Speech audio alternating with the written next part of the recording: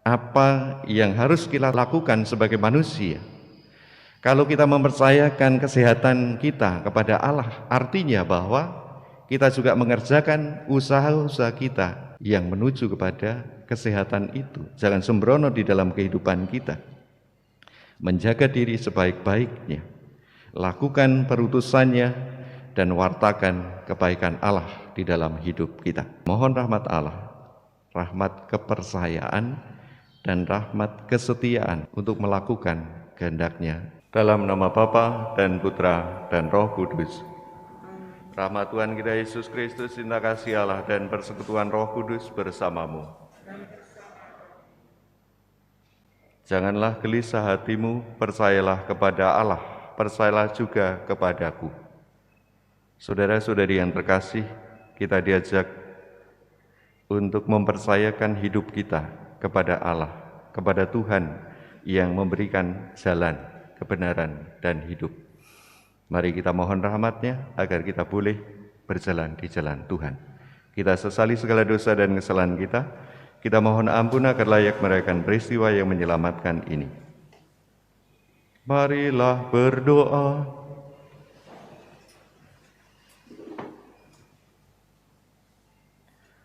Allah Bapa Maha Setia, Engkau telah memenuhi janji keselamatanmu dalam diri Yesus Putramu. Teguhkanlah niat kami untuk semakin mengimaninya dan mengikuti jalan yang ditunjukkannya dengan pengantaran Yesus Kristus Putramu Tuhan dan pengantara kami yang bersatu dengan Engkau dalam persekutuan Roh Kudus, Allah sepanjang segala masa.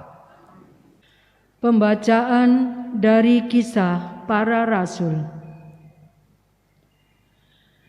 Dalam perjalanannya, Paulus sampai di Antiokhia di Pisidia. Di rumah ibadat Yahudi, di sana Paulus berkata, "Hai saudara-saudaraku, baik yang termasuk keturunan Abraham maupun yang takut akan Allah, kabar keselamatan sudah disampaikan kepada kita. Sebab penduduk Yerusalem dan pemimpin-pemimpinnya tidak mengakui Yesus.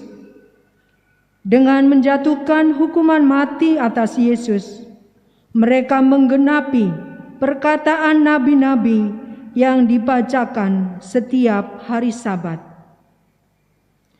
Dan meskipun mereka tidak menemukan sesuatu yang dapat menjadi alasan untuk hukuman mati, namun mereka telah meminta kepada Pilatus supaya Yesus dibunuh.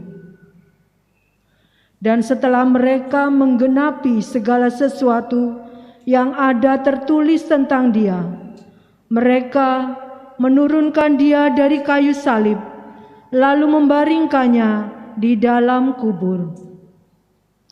Tetapi Allah membangkitkan Yesus dari antara orang mati, dan selama beberapa waktu Ia menampakkan diri kepada mereka yang mengikuti Dia dari Galilea ke Yerusalem. Mereka itulah yang sekarang menjadi saksinya bagi umat ini. Dan kami sekarang memberitakan kabar kesukaan kepada kamu, yaitu bahwa janji yang diberikan kepada nenek moyang kita telah digenapi Allah kepada kita, keturunan mereka, dengan membangkitkan Yesus seperti yang ada tertulis dalam Mazmur kedua. Anakkulah engkau. Pada hari ini, engkau telah kuperanakan." Demikianlah sabda Tuhan. Syukur pada Allah. Anakkulah engkau, pada hari ini engkau telah kuperanakan. Anakkulah engkau, pada hari ini engkau telah kuperanakan. Akulah yang telah melantik rajaku di Sion, gunungku yang kudus. Aku mau menceritakan tentang ketetapan Tuhan Ia berkata kepadaku, "Anakkulah engkau, pada hari ini engkau telah kuperanakan. Anakkulah engkau, pada hari ini engkau telah kuperanakan. Mintalah kepadaku, maka bangsa-bangsa akan kuberikan kepadamu, menjadi milik pusakamu, dan ujung bumi menjadi kepunyaanmu. Engkau akan meremukkan mereka dengan gada besi, dan memecahkan mereka seperti tembikar tukang periuk. Anakkulah engkau, pada hari ini engkau telah kuperanakan. Oleh sebab itu, hai raja-raja, bertindaklah bijaksana, terimalah pengajaran, hai para hakim dunia, beribadahlah kepada Tuhan dengan takwa, dan ciumlah kakinya dengan gemetar. Anakkulah engkau, pada hari ini engkau telah kuperanakan." Haleluya, haleluya, haleluya, haleluya, haleluya, haleluya. Akulah jalan, kebenaran dan hidup. Tidak ada seorang pun dapat datang kepada Bapa kalau tidak melalui aku. Haleluya, haleluya, haleluya. Tuhan bersamamu. Inilah Injil Yesus Kristus menurut Yohanes.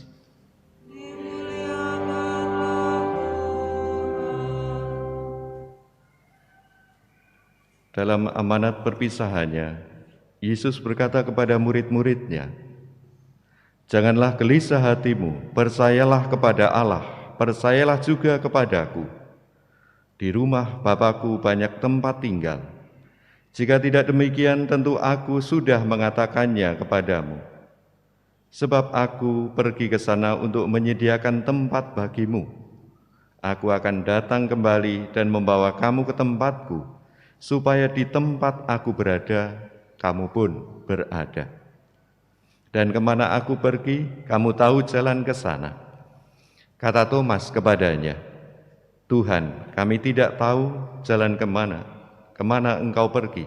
Jadi bagaimana kami tahu jalan ke sana?"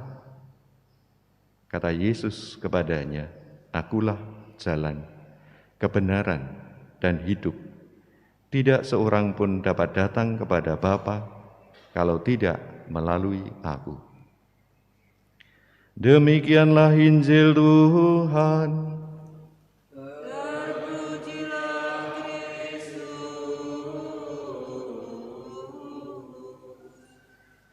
Romo, suster, Bapak, Ibu, saudara-saudari, anakku yang terkasih, selamat pagi, berkah dalem. Apa kabar? Bagaimana perasaan hari ini, pagi ini? Moga-moga baik ya. Yesus memberikan jaminan kepada kita, janganlah gelisah hatimu. Percayalah kepada Bapa, kepada Allah, percayalah juga kepadaku. Tapi tak disangkal, kadang tak disangka juga bahwa kita pernah mengalami kegelisahan di dalam kehidupan, kekhawatiran, kerisauan, dan kecemasan. Tentu sebabnya bisa macam-macam.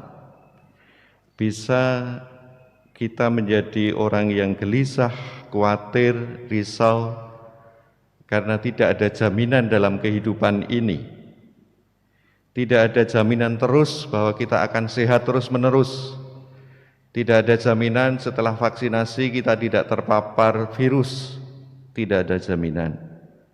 Tidak ada jaminan bahwa hidup kita selalu tercukupi, berkelimpahan, Atau sebaliknya tidak terjamin juga bahwa kita akan selalu berkekurangan, sakit, menderita, sedih. Tidak juga ada jaminan bahwa hati kita selalu gembira, selalu bahagia, selalu senang. Tidak ada. Yesus memanggil kita untuk apa? Untuk jangan gelisah. Percaya saja kepada Allah, percaya saja kepadaku, kepada Tuhan Yesus. Percaya bahwa dalam Yesus Tuhan bukan dalam arti tidak akan sakit, tidak akan sedih, tidak akan lapar.